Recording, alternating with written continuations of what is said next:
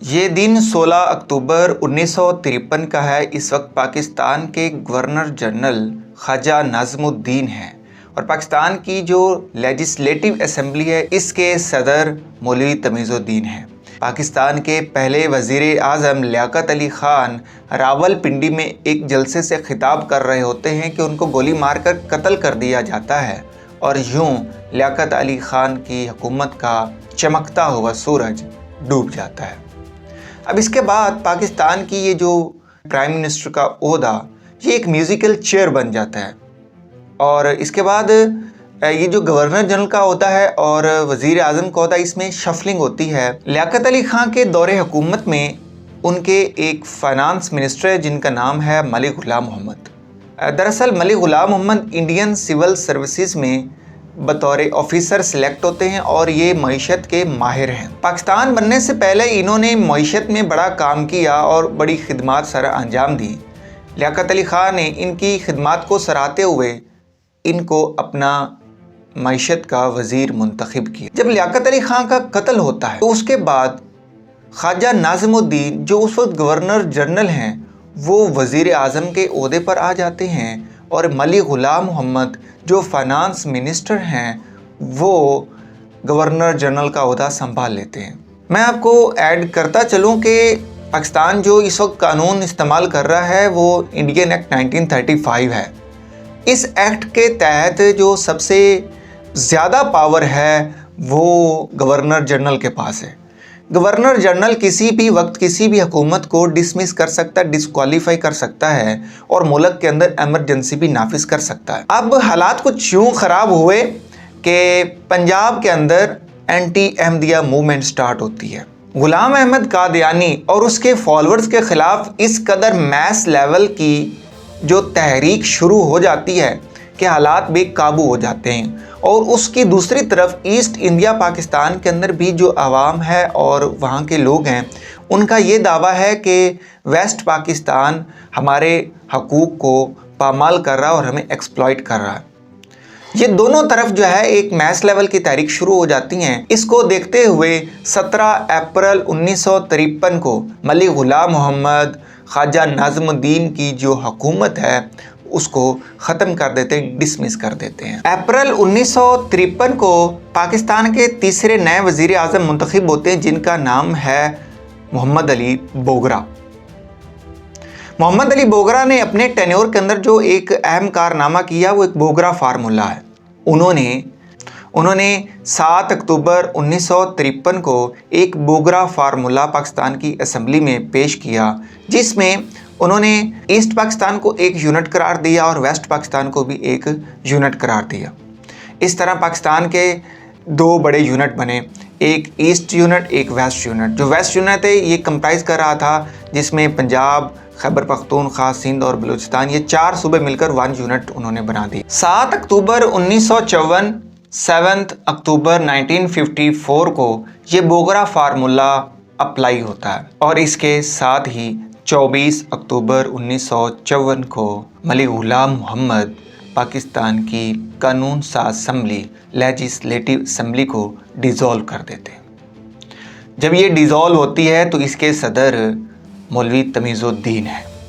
अब मौलवी तमीज़ुद्दीन जो है अपनी असम्बलियाँ हार जाता है। इसके बाद सिंध हाई कोर्ट के अंदर ये केस रखता है। सिंध हाई कोर्ट ने मौलवी तमीज़ुद्दीन के हक़ में फ़ैसला कर दिया। फेडरल गवर्नमेंट ने अपील की फेडरल कोर्ट से। फेडरल कोर्ट ने मलिक ग़ुलाम मोहम्मद के हक़ में फ़ैसला दिया मौलवी तमीज़ुद्दीन के ख़िलाफ़ और इस तरह मौलवी तमीज़ुद्दीन ये केस हार जाते। ये वो दिन थे कि जितने भी काबीना के अरकान थे उनकी जो सीटें वो डिज़ोल्व हो चुकी थीं और उसी दिनों मोहम्मद अली बोगरा ने अपनी सीट को बरकरार रखा और इसकी काबीना में पहली दफ़ा मिलिट्री और ब्यूरोक्रेसी के लोग आए और उनमें मारूफ सिकंदर मिर्ज़ा जो मेजर जनरल थे और कमांडर इन चीफ जो पाकिस्तान की फोर्सेस के सरबराह अयूब ख़ान भी काबीना में शामिल होते। और इसके बाद 28 मई 1955 को पाकिस्तान के गवर्नर जनरल मलिक ग़ुलाम मोहम्मद उन्होंने ऑर्डर दिया कि नई कानून साज असम्बली बनाई जाए, मुंतखब की जाए। इसके बाद चौधरी मोहम्मद अली की कोशिशों के साथ एक नई कानून साज असम्बली बनाई गई जिसमें 80 मेंबर टोटल थे। 40 जो थे वो ईस्ट पाकिस्तान से थे और 40 जो हैं वो वेस्ट पाकिस्तान से थे। ये जो असम्बली में अरकान मुंतखब होते हैं ये प्रोविंशियल असम्बलियों से इनडायरेक्ट इलेक्शन के ज़रिए मुंतखब हुए। इसके बाद अगस्त 1955 को मलिक गुलाम मोहम्मद को फालिज होती है और वो पैरालाइज्ड हो जाता है। वो अपनी जगह ये ओहदा मेजर जनरल सिकंदर मिर्ज़ा को सौंप देते हैं। मेजर जनरल सिकंदर मिर्ज़ा के आते हुए ही मोहम्मद अली बोगरा अपने ओहदे से हट जाते हैं। 11 अगस्त 1955 को मोहम्मद अली बोगरा ने ऑफिस क्विट कर दिया। उनके जाने के बाद चौधरी मोहम्मद अली पाकिस्तान के चौथे वज़ीर आज़म मुंतखब होते हैं। पाकिस्तान के ये चौथे वज़ीर आज़म ने जो अहम कारनामा किया वो ये था कि उन्होंने नई कानून साज असम्बली उसका सहारा लेते हुए पाकिस्तान का एक कानून मुतारफ़ कराया 1956 का एक्ट। ये पाकिस्तान का पहला कानून था। इस कानून के तहत पाकिस्तान जो है वो एक पार्लिमानी निज़ाम का जो हामिल मुल्क बना और इसमें जो कानून साज असम्बली है, लेजिस्लेटिव असम्बली है, वो यूनिकैमरल बनती है। पाकिस्तान का ये कानून 23 मार्च 1956 को पाकिस्तान में इम्प्लीमेंट होता है।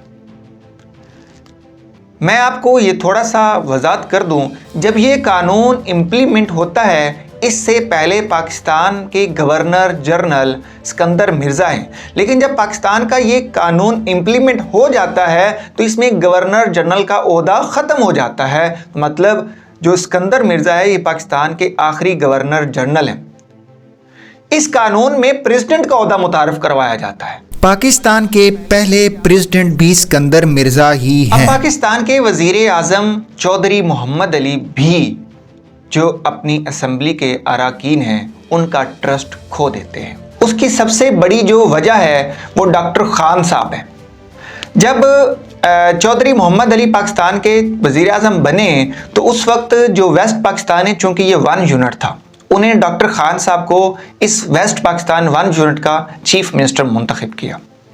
पाकिस्तान मुस्लिम लीग के जो अरकान थे वो डॉक्टर खान साहब के बहुत मुखालिफ थे, क्योंकि डॉक्टर खान साहब ने जब पाकिस्तान बनने की तहरीक चल रही थी उसकी भरपूर मुखालफत की और चौधरी मोहम्मद अली ने उनको चीफ मिनिस्टर लगा दिया।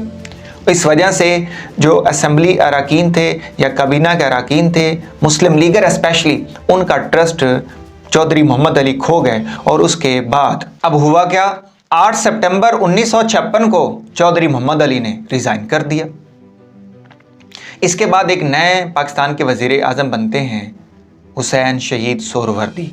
ये 5वें वज़ीर आज़म हैं। हालात इनसे भी बेकाबू हो गए।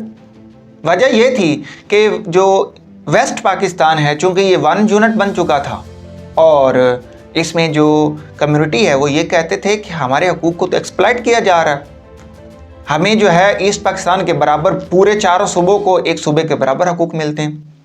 और उसके दूसरी तरफ जो ईस्ट पाकिस्तान के लोग थे उन्होंने मुकम्मल खुद मुख्तारी का ऐलान कर दिया कि हमें मुकम्मल खुद मुख्तारी चाहिए, हमें 1 यूनिट भी मंजूर नहीं। तो हुसैन शहीद सोहरावर्दी ने भी 10 अक्टूबर 1957 को 10 अक्टूबर 1957 को भी रिज़ाइन कर दिया। इसके बाद 3 माह के लिए पाकिस्तान के वज़ीर आज़म मुंतखब होते हैं आई चुंदरीगर, इस्माइल इब्राहिम चुंदरीगर। ये मासूफ अक्टूबर 1957 को मुंतखब होते हैं और दिसंबर 1957 को रिज़ाइन कर देते हैं। इनके रिज़ाइन करने की बड़ी वजह इलेक्टोरेट सिस्टम था, जिसकी वजह से ये रिज़ाइन कर देते हैं। अब दिसंबर 1957 को पाकिस्तान के एक नए वज़ीर आज़म मुंतखब होते हैं जिनका नाम है फ़िरोज़ ख़ान नून। फ़िरोज़ ख़ान नून जो है, फ़िरोज़ ख़ान नून को भी बड़े बड़े चैलेंजेस का सामना है। उन दिनों ईस्ट पाकिस्तान के अंदर फूड क्राइसिस आ जाते हैं और सबसे बड़ी वजह मैं आपको बताता चलूँ, ईस्ट पाकिस्तान की जो असेंबली है उसके अंदर कृषक, श्रमिक और अवामी पार्टी के दरमियान अरकान की आपस में लड़ाई हो जाती है और डिप्टी स्पीकर कासिम अली जो है इस लड़ाई के अंदर ज़ख्मी हो जाते हैं। उसके सेम टाइम बलूचिस्तान के अंदर भी एक बगावत की बहुत बड़ी लहर शुरू हो जाती है और ये बगावत मुसल्लह बगावत हो जाती है और बलूचिस्तान के जो सरदार लोग हैं वो पाकिस्तान से बलूचिस्तान को अलहदा करने की तहरीक शुरू कर देते हैं। फेरोज़ कानून इन हालात को ना संभाल सके और हुआ क्या फिर 7 अक्टूबर 1957 को पाकिस्तान के अंदर सिकंदर मिर्ज़ा ने मार्शल लॉ का ऐलान कर दिया और पाकिस्तान में पहला martial law administrator general Ayub Khan बन जाते हैं और अब पाकिस्तान फौजी हुक्मरानों के हाथों चला जाता है।